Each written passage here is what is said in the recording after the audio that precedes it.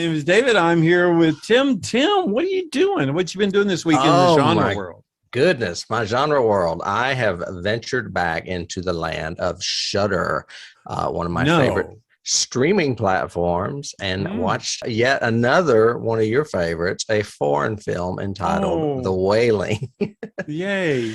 You would especially love this. It's Korean. You know, we've watched and covered a couple of Korean movies that were good. Did The Host as well as Train to Busan. And I'm kind of impressed with some of these movies coming out of Korea. This one in particular is 2.5 hours long. Oh my gosh.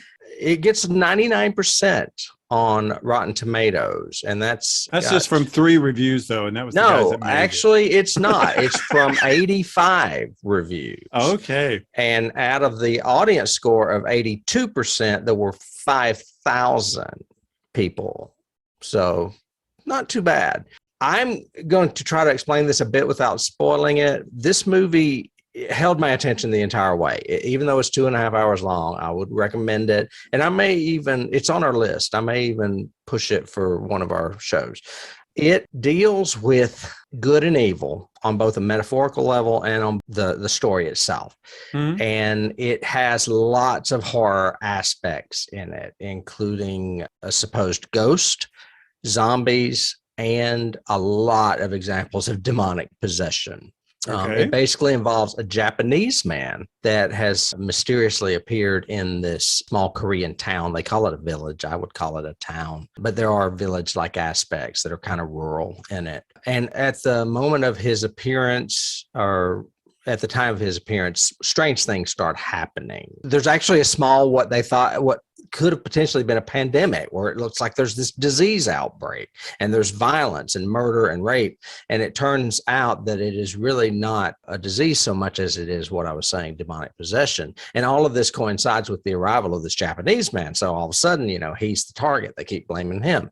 But there's this mysterious woman that doesn't even have a character name. She has appeared. And there's also a professional exorcist that's being paid by a family. So you've got these 3 characters and you're trying to figure out which one is really good and which one is really bad and which one is the fake, basically. And it was directed by a guy, and I'm not going to butcher all these names, but his name is Na Hong Jin. And I won't try to do the actors, but I will say that it stars him and him and him and her.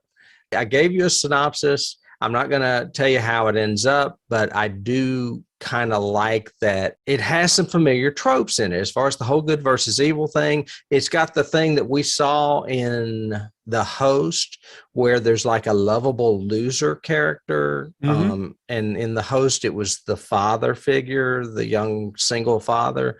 Well, in this, there's a young single father. He is the policeman that you see in that picture. And he's a doof. And you're like, wow, I'm glad all policemen are not this dumb.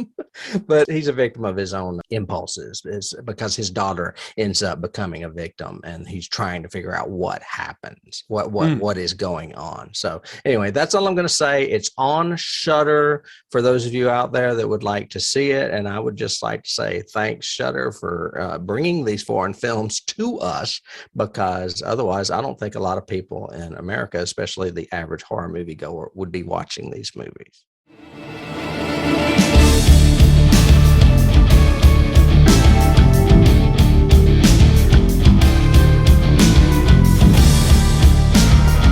You can't start the car. Johnny has the keys.